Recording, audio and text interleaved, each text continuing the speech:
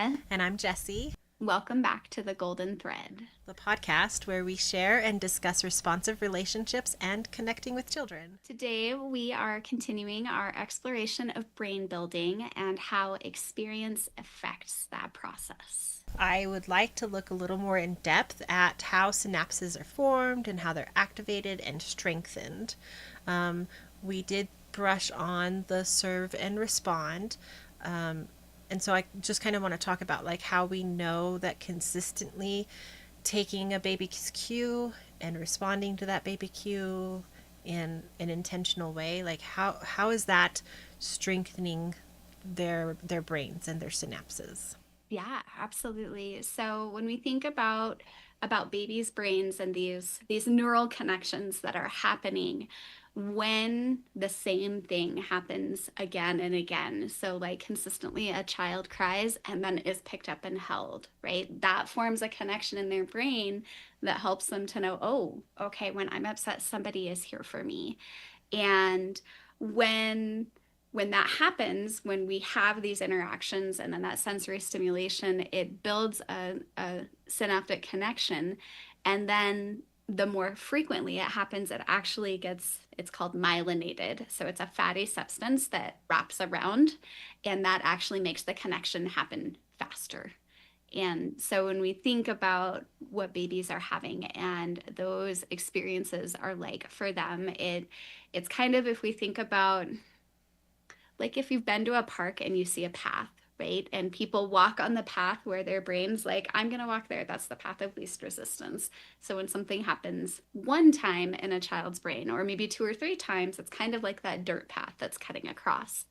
But as the babies continue to have those experiences, especially with people in their lives who are practicing that serve and respond in many ways, then those interactions become stronger and stronger and stronger, and that connection becomes faster. So what was once a path then becomes a sidewalk. And then if it continues to happen throughout the child's life as they're getting older, then it might even become, like a 4-lane paved road.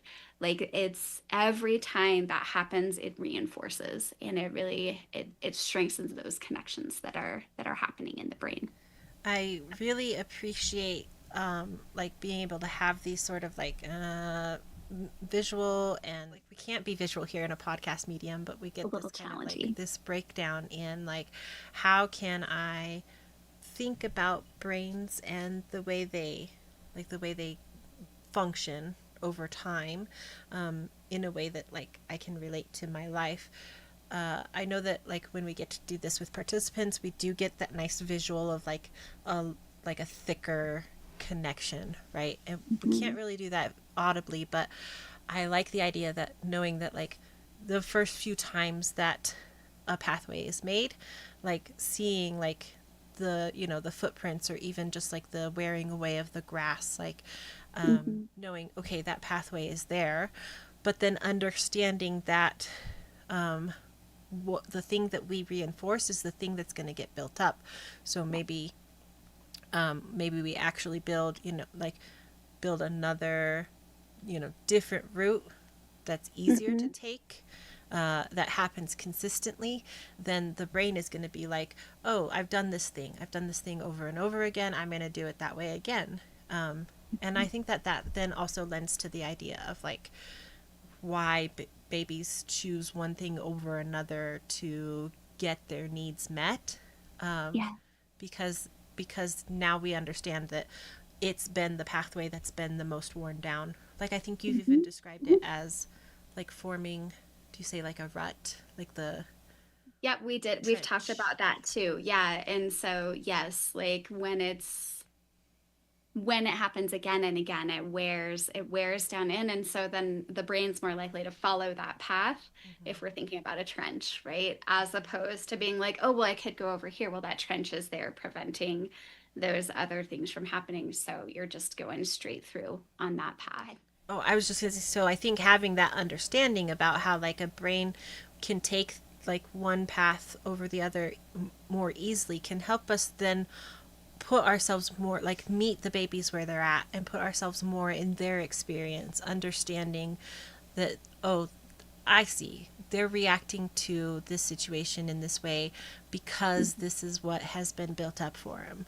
I think that that can really help us get like meet them more where they're at and yeah, fully understanding the physical structure behind the choices that they're making. And I think it's important to remember too, we talked about it last episode, but that all interactions are forming connections, right? So there's a neural connection for a stressful, unhappy experience, and there's also neural connections for happy, joyful experiences. And so all of those connections are happening all day long in babies' brains, but it is the ones that are repeated that either create that super highway or really dig in and strengthen that trench, however we want to look at it, that's the brain's default way of going. And so, yes, there might be some challenging things that we experience, and those are in babies' brains, but we also have the opportunity as the people in children's lives to provide those positive, responsive interactions to help build a path that the brain wants to go on because it's quicker and easier. So we know that these experiences are helping the baby's brains to grow and start to predict the world. Can you talk more about how, and I do think that we brought this up last episode too, about how like these experiences that they're having and that are building their brains now kind of predict and direct the outcome to come in their lives? Absolutely. Yes. So when we think about what happens for babies as they're growing and they're interacting with adults in their world, we're just people in their world, what we know is that babies are experience expectant. So you cannot put a baby down in front of a screen and have their brain grow because there isn't that interaction back and forth. Like babies learn within the context of relationships. And so they need to have someone engaging and interacting with them. And when that happens consistently, it builds those connections that we've been talking about, those super highways. And then they start to develop a sense of themselves as someone who is worthy to be responded to, as someone who has a voice that matters, as someone who takes up space in this world in a good way. And all of those things help a child to then, as they move on in life, be able to predict what interactions might look like when they get older. So I think I don't think I mentioned it last episode, but like two of my favorite people to read and to listen to their work. One of them is Dr. Bruce Perry, and he wrote many books, but the one I'm thinking of in particular is called The Boy Who Was Raised as a Dog. And it talks about what children experience when they don't have these interactive experiences with other adults and how the brain has to go through different progressions and experiences that these children need in order to get to a place where they can interact and be able to be in the world in the same way as everyone else who did receive these experiences. Another doctor that came up for me when you were talking just a little bit ago is Dr. Allison Gopnik, who talks about babies being scientists. And I think when we think about babies being scientists and experimenting, you know, is my hand on the wall like this and I get in trouble? And then is my hand like this? And the adult sees those as two same things, right? But to a child who's the scientist experimenting, that's different even than that hand versus this hand. And so to really understand that when the brain is doing all of these things and then gauging to see what is the response, what's going to happen next, like they literally are little scientists writing a hypothesis, performing the experiment, and then rejecting or accepting, and then moving on to the next step. And all of that is happening at the same time that we're building those connections, which is just crazy to think about. And a lot of that, like, what it really brings up for me in this moment is I continue to be in awe at how brain chemistry like just does so much at this first part. Like, so a baby is having one day of experiences, and that is like doing so much for their brain and changing so much in their brain that helps them understand the world around them. And later on, we even get to talk about like babies using statistical thinking. Like, the idea if I talk to a lot of adults, and I was like, what statistical thinking did you use today? Like, they'd be like, I don't know what you're talking about, right? And babies Mhm. do it a lot just All the as time. babies. Hmm. And it's Hmm. just so, it's so exciting to me, and it just goes to like further emphasize the power that we have as being people who can provide the consistent experiences, because again, baby brains are experience expectant, and in order to get those experiences they need the relationship piece. So Yeah. yeah, Yeah. absolutely. And being these experience expectant babies, they are also fully oh my goodness, capable communicators. They're fully capable communicators. They come out ready to tell us that they need stuff like right away. Right away. Their Yeah. brains, like a lot of it at first is just their brains being like, okay, respond to the fact that I'm hungry or I'm tired or something, and usually it's in a cry. But eventually, caregivers, especially primary caregivers, get to learn through just the way a baby is positioning their body and the different sounds of a cry. They get to start to learn this baby is telling me specifically at this moment that they want a nap, or at this moment that their bottle is too hot, or Hmm. whatever we get to learn just being there consistently in that baby's life too. I think that's one of the things that our participants find most surprising is that babies are competent and capable communicators right from the very beginning. They're like, but what? And I think there's so many ways that we see that happen, and so what I truly appreciate is the emphasis that we put on carefully observing children and seeing them in this moment, but then also seeing them over time so that we can have that compare and contrast of like, oh, is this something they're doing on a regular basis? And is that what this means? And it also, I think it's a privilege for us who work with young children to be like, well, you just watch and you see that. It's a way different experience for me to be in a classroom with infants designed for a classroom of infants and to have this schedule and this thing and to just be able to observe. And I know how challenging it is to be a parent who's also worried about, getting food on the table and bath time and bedtime and planning for work and whatever it is that parents in particular or families of infants have to deal with. And so it may make it a little bit harder to see some of those things early on. But the beautiful thing is that your child loves you and wants to be with you, and they will keep communicating and eventually will find your groove and you'll be able to see some of those things. I definitely like, I know the potential. I've seen it multiple times, even though I've never had the experience of getting to be a parent. I've been with parents a lot, and I've been able to see that feeling that they've like shown me in their experience, but also communicated with me about, they don't feel like they get to be present enough, and you think that like I just feel like, I always have to rush them to the car so we can go do this thing, and we got to go do this next thing.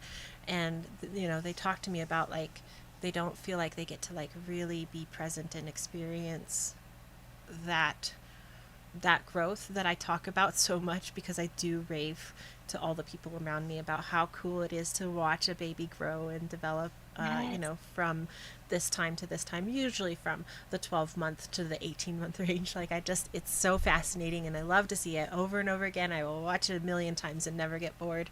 And they're like, I Yeah. just feel like I don't get to see it and Mhm. experience it in that same way. Mhm. So I fully understand, like that initial reaction, that initial gut reaction to I'm missing out on it, Mhm. and I must be doing something wrong, so to Right. say. But I really like to emphasize that you have these skills, you're doing these things, and the Mhm. way that you are responding is having an impact, and it is doing something for you and for baby, if it's your baby, or your cousin baby or whatever it is. It's doing Whatever. A something. child you're caring for. Yeah, Yes. absolutely. Doing something for you Yes. and for them in that journey. And Yeah, I don't like people to get lost. I don't want people to get No. lost in that feeling of right or wrong. Yeah. Yeah, I think that's one of the things that is super important is that this development's happening and knowing what's going on for children, like we find that most of us who are caring for young children are intuitively already supporting these interactions and this kind of communication where a child does something and we're responding in kind and you are already doing this and it's our goal to kind of shine a light on that and help you to understand you are already doing what you need to do and you don't have to be an expert at it. You don't have to know all the science behind why it's important, but you're doing it and you're helping to build babies' brains every day. Yeah. And then once you are able to understand you've got these skills and you're using them, you can also develop the skills too whatever pace and in whatever way you see fit. I know that oftentimes when we're in this course, we talk about it's our buffet, like of ideas and of experiences, and we want people to really come to this information and these resources and take what is working and fitting for them, Mhm. and feel comfortable to try it out and say that experience didn't quite work for me, but here, this is what I'm bringing back from it, and I'd like to instead take, this other way of doing a thing. Where again, and we've mentioned this, I feel like several times, is like we want folks to feel supported. We want you to feel like there's accessible knowledge out there and there are resources for you and we understand how hard it is to care for young children. And so we want to provide you with some tools and strategies where you can look or listen in this case and think about, oh, that's not something I've tried before and we want you to take what's meaningful. And if it's not this episode, there might be something later on in a different episode that you're like, yes, that speaks to me. That's what I want to try. Yeah. We just appreciate you coming and bringing your wonderings in an open mind with you. Kind of the thing that I want to take away, like as we wrap up this exploration into baby brains putting themselves together, is that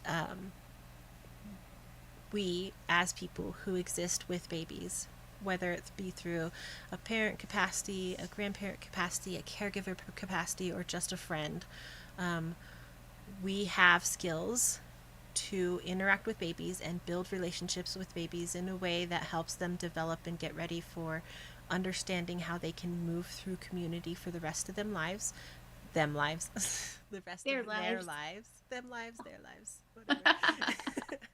We have these skills, and if we want to, we can search out resources like the Golden Thread, and there's other responsive resources out there. We can search those out and intentionally build up those skills. So I think as we're wrapping up for this episode, we're wondering, have you had an experience that you had an interaction with someone that was either positive or negative that then determined how you interact with them moving forward?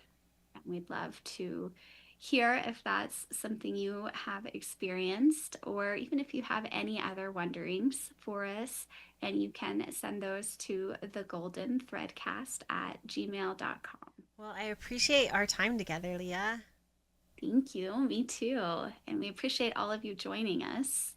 What are we looking forward to talking about next time? Next time, we're going to talk about how we can be intentional in respecting young children.